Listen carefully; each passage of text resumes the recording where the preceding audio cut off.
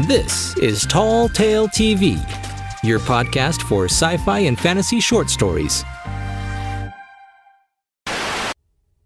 Of Tyrants and Teakettles by Lesley Herron. Chapter 10, Anthurium. Warning, horizontal proximity limits reached.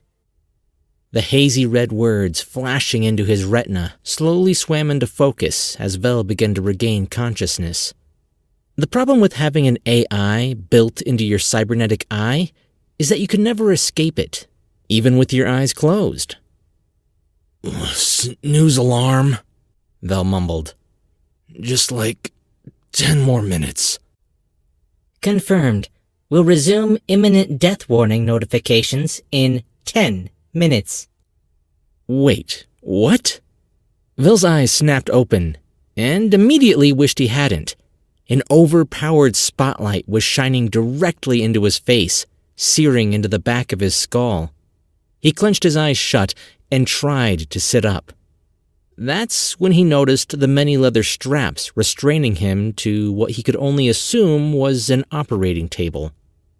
Vel struggled, but all he could really move was his head, and the light above him drowned out any details in the otherwise dimly lit room. He couldn't tell where he was, or if he was alone. Hello? Anybody there? There was a shuffle of feet from what seemed to be a hall, and Vel could hear a person enter the room outside of his limited range of sight. Uh-oh, the patient's awake. The tiny voice pierced through him as he continued to struggle to upright himself. Where am I? Vel grumbled, turning his head to find the owner of the tiny voice. A small shadow began to take shape as it climbed into the path of the blinding light. He's going into shock. The tiny form directed this information to several more shapes building against the light. Vel tugged against his restraints. He could feel them all now. Thick bands of leather were strapped across his chest, waist, and above his hands and ankles. What is this? Where am I? He continued to pull against his bindings. Just once, he thought. He'd like a venture that didn't end with him being strapped or tethered to something. The owner of the voice began climbing up onto the table beside him. We're losing him. We need to operate. Stat. There was a sinister edge to the small child's words. Their tiny forms were finally taking shape as his eyes adjusted to the blinding light. Vel flexed his mechanical hand against the straps. It whirred angrily, and he could feel the thick leather bindings bend against it. But without the right leverage, he'd never break free. Where's Piper? What's going on? What are you operating on? A child of the tender age of 8 leaned over him, blocking out the blinding light. He was snapping the elastic hem of a fabric doctor's mask around his face. The small child's bright green eyes lit up with fervor as he began shouting orders at a growing number of shadows around them. Scalpel! Scalpel! Vel froze as he watched one small fist deliver a shiny silver knife over to his captor. Wait a minute. What are you? Pliers! Pliers! Vel watched a different child hand over an oversized, rusty set of channel locks. Whoa! Hold up. There's no need for... Bone saw! Bone saw! As the shadow of a large panel saw passed over his chest, Vel managed to coerce enough power from his mechanical arm to flex the leather bindings. It was almost enough elasticity to free his hand. Panic returned to him in full force, jump-starting his adrenaline. His AI began running numbers to determine the force required to break the straps. Typical. Instead of helping him figure out a way not to be murdered by children, his computer would rather educate him on just how futile his efforts were. It's no use. I'm afraid the body's done for. We're going to have to attempt a head transplant. The doctor child uttered these words to much awe and amazement from the growing number of children. What? Vel struggled once more against his bindings, pulling with all his strength as the bone saw slowly began to lower towards his neck. "What in the blazes are all of you doing in here?" A crisp, clear voice broke over the laughter of the children like a tidal wave. Collectively, they froze, and the group of urchins turned their heads slowly to gaze upon their source of panic. A silhouette of a thin man appeared just to the left of Vel's peripheral. He could only make out fuzzy details, as calculating numbers were taking up the majority of his vision. He was wearing a long and dark leather smock. His hair stuck up in all directions, and he could tell by the fear in the children's eyes that this man was glaring at them. "The matron would murder me if she knew I let you lot in here. Now scamper off before I tell her," the man ordered with a shooing gesture. The children broke into a fit of laughter as they dropped their instruments of torture and stumbled from the room. Vel breathed a small sigh of relief as his head dropped back to the hard table.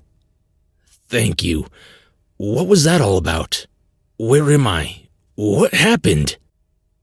The doctor pushed away the operating light and walked around the table. "Piper says you're from another realm. I suppose that does explain these." The man tugged gently on one of Vel's elongated ears. "Luckily, your basic physiology isn't that different from ours, though." The doctor finished his lap around the table and dropped into a padded rolling chair, scooting it closer to Vel's head so they could see each other. "Now, I'm sure you've heard the cautionary tales of alcohol as blood thinners?" The doctor's face broke into a small smile as he reached over and rattled a small bottle. A bloody ball of lead clattered around inside the glass. "This nasty little bugger just missed your femoral artery. Combine that with a lowered capacity for coagulation, dilated blood vessels, and, well, you get the picture." Vel could feel his cheeks starting to flush with color. "Oh, so it wasn't poison that knocked me out?" The doctor smiled. "No, just stupidity." Vel averted his gaze elsewhere, a little ashamed that he had not considered this before downing nearly a pint of alcohol. He noted, for the first time, the room he was in.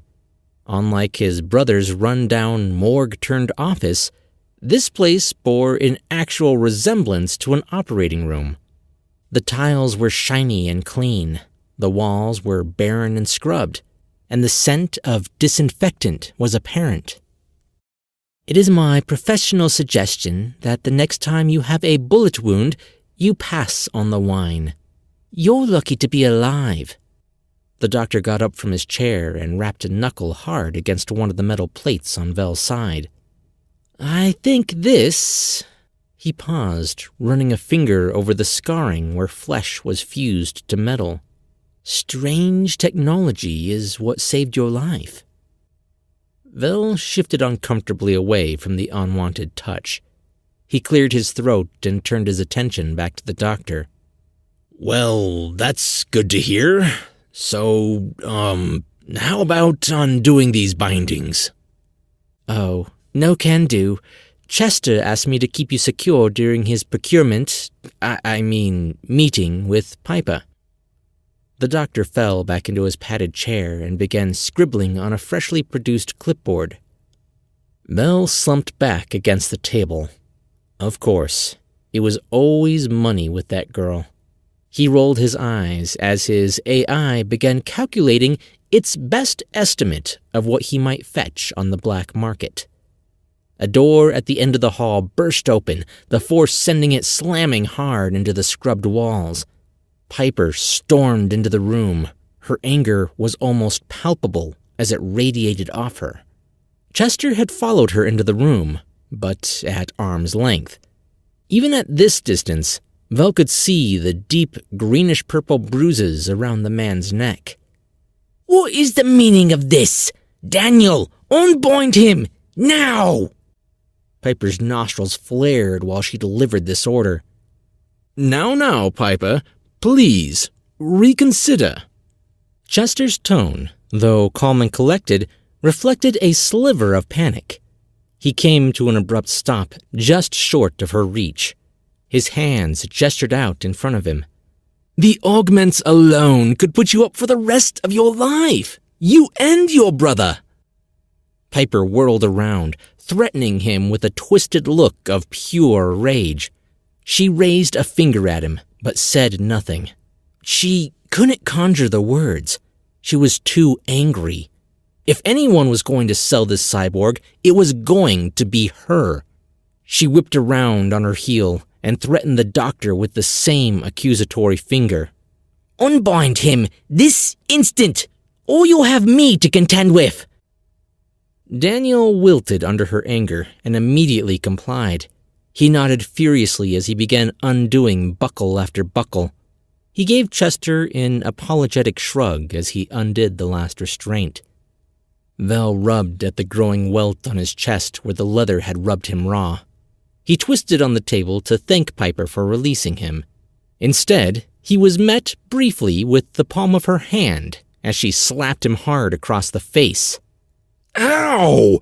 What the hell was that for? He pushed his fingers into his cheek, massaging away the pain. "That's for nearly killing yourself, you moron!"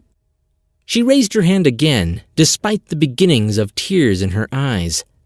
Vel thrust his own hands up in defense. Okay. I'm sorry. I won't nearly die on you again. Satisfied with this response, Piper unleashed her anger on Chester. He was just out of her reach, but she solved that with a few short stomps in his direction. She reached back with her arm and let fly a mighty slap to his face. "That is for being an insufferable asshole!" Chester flinched when her hand hit his face, but he remained rooted in shock. "Piper, please," he managed at last, his eyebrows knitting together as he gave her a pleading look. "For the last time, no. Even if I was to sell him, I wouldn't come to you after what you pulled. Now tell me how to get in touch with me brother." Piper's hands were on her hips, and she was glaring up at Chester with the unbridled rage of a bull. Vel was trying to decide whether that comment was sweet of her or not, when the realization came to him that he had been stripped down to his boxers. A sudden rush of unease washed over him, and he began to scan the room for his clothes. Chester was rubbing at the growing red mark on his cheek when he finally relented under her unwavering gaze. He put out his hand in a vain attempt to calm her down. All right. Just calm down, please. Your brother is supposed to check in with me every 10 days, he began as he heaved a sigh and folded his arms across his chest. Except you know how he is with time. He gestured airily with a hand. He could be by later today, or it could be another month. I try not to force the issue with him. Piper felt her rage diffusing. She dropped her hands to her side with a huff. Words were at a loss as she turned to face her companion, as if to ask him what their next move should be. Vel was struggling to force his legs through the tattered jeans. The doctor, it would seem, had sliced a sizable gash in the fabric all the way up to the thigh. The garment was barely holding together. He gave a withering look to Daniel as he fastened the snap at the waist. Was this really necessary? He gestured to his leg. Daniel turned a slight shade of pink, but said nothing. Vel threw his shirt on over his head and turned back to Chester. Do you have any way of getting in touch with him? He grumbled and ran his hand through his hair. Chester gave a short shake of his head. If you want a more immediate audience with your brother, I'm afraid you'll have to take that up with the college. Piper folded her arms, raising a defiant eyebrow at him. You know only certified military personnel are allowed in the college. How in the world are we supposed to get in there? Vel slid his arms through his coat and stopped. Wait, when we met, Didn't you say you were taking me to meet someone at the college? With a roll of her eyes and a sigh, Piper replied, Yes, but at the time I was just telling you what you wanted to hear because I was planning on selling you to those merchants. Pirates! Whatever! She threw her hands up. Besides, it's not technically a lie now, because I am taking you to the college. Somehow.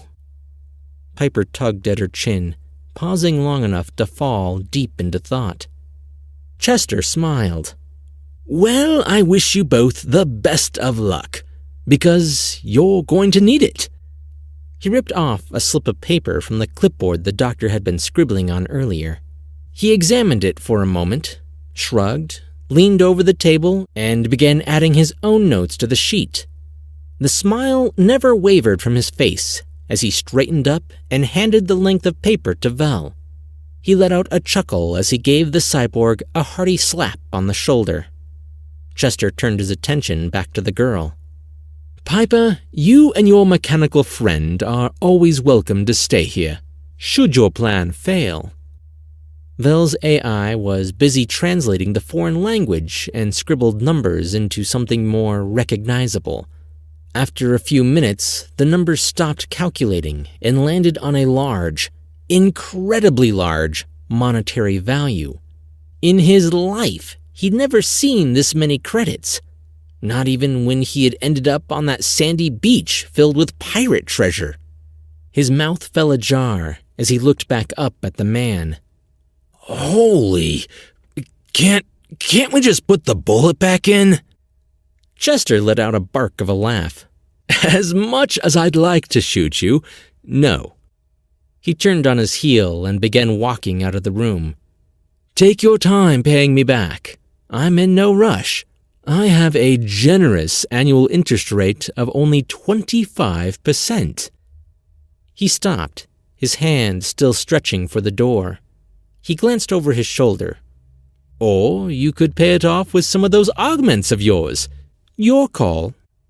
He pulled open the door and held it, gesturing for the others to leave first. Piper gave him a scowl as she grabbed Vel's hand and pulled. Let's go, Grandad. To Vel's surprise, the tiny doctor's office had been inside the library, tucked into what had once been a book restoration room. The maze through the library didn't feel any less impressive as they ventured through it a second time. Vel only just managed to keep up with Piper as she stormed through the alleys of books. The doctor had done a wonderful job, and the night's rest had helped, but he was still recovering, and she was moving too fast. He could feel the stitches pulling with each stride. Vel watched as Piper knocked over leaning towers of books and kicked at stray novels on the ground as though they were Chester's grinning face. He cleared his throat a little and tried to bring up some light conversation. I guess it's a good thing he knew the local doctor. Did he call in a favor or just bribe the guy? Piper's apparent anger melted with a sigh. He didn't have to do either. Chester doesn't just know the local doc. He practically raised him, along with half the other artisans in Avis. Vel couldn't help but quirk a brow. Wait, what? He followed her through the final opening in the library maze, stepping over the pile of books she had collapsed. I thought the guild was a bunch of kids running around and stealing stuff. Piper paused as she gave the old woman behind the desk another hug and made her way to the door. She threw it open and stepped out on the crumbling landing. Yeah, a fair number of them do. But there's a reason he's holed up in a library. Knowledge is power and all that. She turned back to her companion, pulling a mocking face at those words as she gave a half-hearted shrug. She made her way down the broken stairs, adding, Anyone willing to learn, he teaches. And if he don't know the subject, well, there's lots of books. And if there ain't no book, Chester knows just about everyone, and can usually work out an apprenticeship of some sort. Piper looked up and down the street, trying to decide which way to go. She chewed her lip for a moment, and then headed off towards the alley that would lead them back to the hustle and bustle of the main street. "He's conniving, greedy, and a right bastard. But he does more good than any of them rich folk." There was a sneer in her words as she gave the run-down surroundings a withering look. "When they stopped funding the schools, he took up the mantle. When they kicked the poor out onto the streets, he gave them a place to sleep. Sure, he gets his money in the end, but more often than not, people handed over in gratitude rather than fear." "Wish I felt the same," Vel scoffed as he tapped around the pockets of his coat, checking to make sure his items hadn't been pilfered. He breathed a sigh of relief when he felt the portal locker remains still inside his chest pocket. "That's twice now I've almost been sold off. Let's go find your brother so I can get off this damn dimension before I wind up in a back alley chop shop." "You could just hand over your augments." Piper's proposal fell easily from her as she turned down another alley, as if she were suggesting he merely sell off a favorite pocket watch. "I really can't." This realm was still in its infancy of technology. How could he explain that his augments were what was keeping him alive? When the girl gave him an unconvinced look, Vel rolled his eyes. "Let's just focus on getting into the college, all right?" Piper came to a stop as they emerged onto a crowded street. She turned back to her companion and lowered her voice. "Getting into the college won't be easy. They only let high-ranking military officers and members of the university inside, and you have to be accredited by the High Inquisitor himself." "Are you sure this is a school and not some secret government base?" Vel didn't like the idea of military officers swarming around this facility. "I mean, sure, I guess you could consider it that. The members of the college work on top-secret projects. You know, usually for military applications. Though many of the mechanists are given free rein to tinker how they please, so long as they occasionally produce something that can either turn a profit for the military or blow something up in a brand new way." Vel chose to overlook her finger quotes. "Okay, so we head down to that merchant shop and get the coat back. Play the whole military emergency card again." Piper shook her head. "I don't think that will work. You can't just bluff your way past the guards this time. You need credentials. Besides, buying it back would cost us more than the initial trade. I mean, unless you were willing to exchange favors." A smile broke over her face as she raised her brows. "The old woman did seem to fancy you." Vel shuddered. "Not if my life depended on it. What else you got?" Piper looked around. Having stopped in the middle of a busy sidewalk, they were starting to attract attention to themselves. She chewed on her lip and started walking. The coat wasn't a bad idea, she thought. It wasn't a great idea, but maybe he could bluff his way through the doors. She turned down an alley and began retracing her steps through the slums to make it back to the no-guard district. "We can try haggling for the coat, but it's a long shot." She stopped at the exit of the alleyway, staring at the bustling crowd moving before her. She deflated, turning a tired face toward Vel. "Maybe we should just lay low, wait until he shows up," Piper said, pausing to look up at her companion. "Yeah, except that Chester said it could be up to a month. I have a feeling he would be all too happy to put us to work in the meantime, and I really don't want to think about what he would have in store for me." "Fair enough." Piper nodded as she exited the alley. The looming shadow of the ever-present floating metropolis and the gentle crackle of firelights welcomed them back. She tapped her chin. "I guess..." Her words were cut short as a commotion ripped through the bustle of the market. A group of people seemed to be charging in their direction. Vel stepped in front of Piper, his initial reaction to thinking it was the military. But as the crowd parted, he saw a single person, buck naked save for a floppy hat, tearing through the crowds of people at high speed. Piper peeked around her companion to see the source of the commotion. The naked man knocked over boxes, carts, trash cans, and crates in his attempts to escape a throng of scantily clad dragon women close behind. They were shouting in a native tongue, throwing insults and curse words at him, along with their shoes and anything else they could grab hold of. Vel's mouth remained ajar as the dark-skinned, yet oddly familiar man ran by them. "Oh, hey, Piper! Ah!"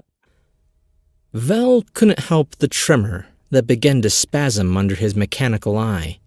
A vague sense of déjà vu made his heart sink. That was him, wasn't it? The throng of dragon women bolted past them, still issuing curse words and producing a large number of shoes to throw. Piper sighed.